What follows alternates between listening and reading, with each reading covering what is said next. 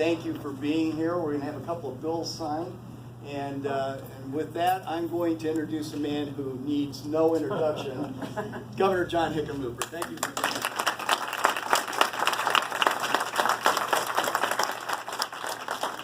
So I'm going to give a little introduction of kind of what we're doing here.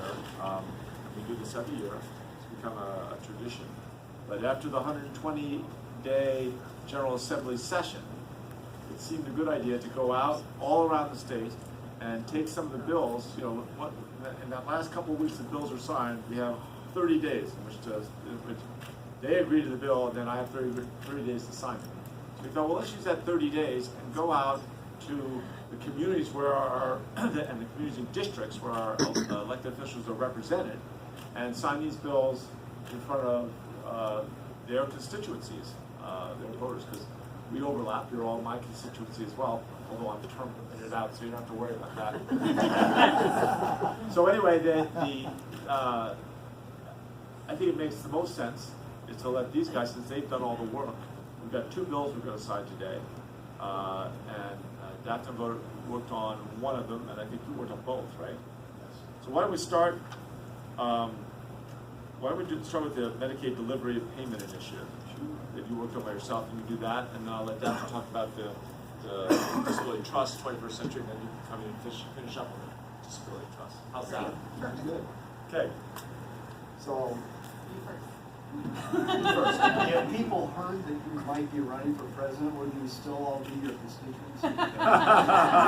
Just asking, Mr. Governor. The bill one of the bills that are being signed today is House Bill 1353, and it is a bill about Medicaid innovation.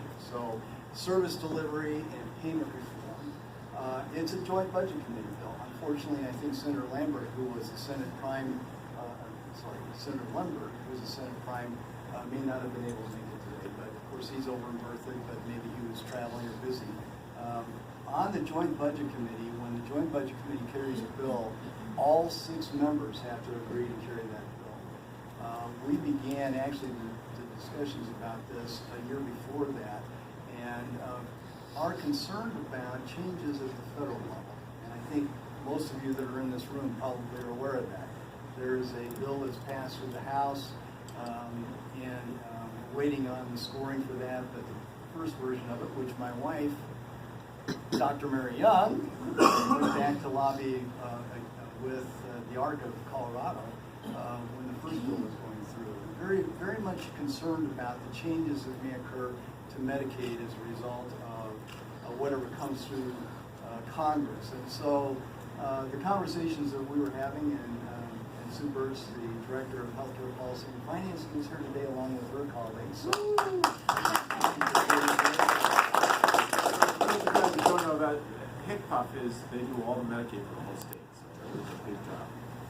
And so what we wanted to do is actually begin to put into statute what great work is already being done around an innovation and service delivery called the Accountable Care Collaborative.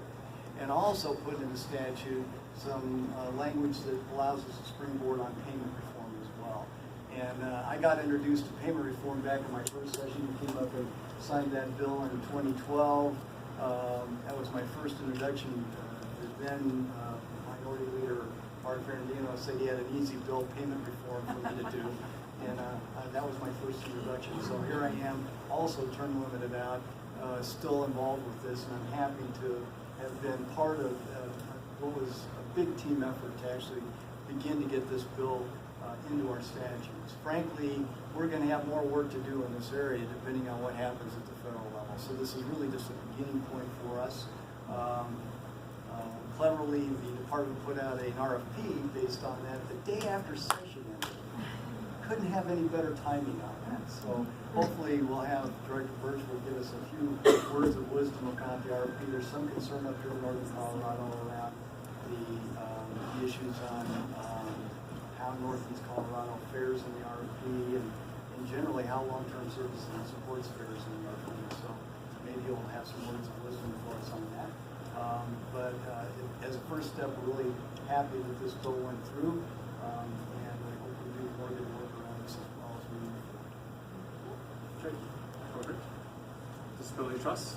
Okay, and I am Come in. Representative Come Daphna in Michelson this way. Janae. Get really close to the Thank you. governor for photo ops. Oh. She's new here. This is So her they're first all term. termed. I just finished my very first term, so I'm the newbie in the pond. That's why I'm showing her where to stand, right? And I represent Adams County, so we're a neighboring county to here. So got to drive through much of my district on the way here, which was a wonderful treat for me. And the 21st Century Cures Act bill, the ARC actually brought to our attention, which we're very grateful for. Just as the representative was talking about protecting from things that might happen in Congress, so did this bill. The 21st Century Cures Act brought about the opportunity for individuals with disabilities who have the capacity to manage their own medical trusts to be able to do that without having to get some sort of a supervisory signature on that.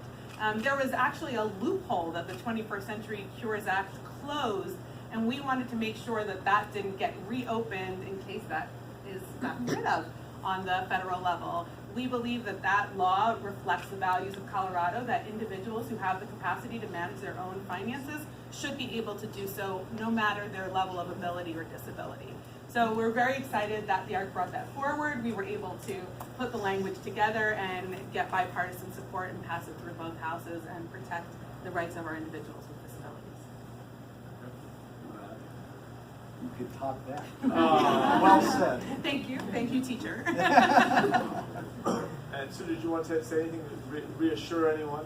Well, I just want to thank you all because the collaboration continues with the Joint Budget Committee. And Mark and Laurel, who founded this work 6 years ago, there's a lot of national acclaim about how Colorado is improving the health outcomes, but also driving towards greater value and efficiency. So thank you for the partnership with our legislators in the General Assembly and to the staff that get this done and the governor's unfaltering dedication towards improving the health of all of us. So thank you all, and we're not worried about working out what we need to for Northeast. It'll work out. We can talk Promise? Let's Okay. work things out. All right, so let's make this a law. 150, May 23rd.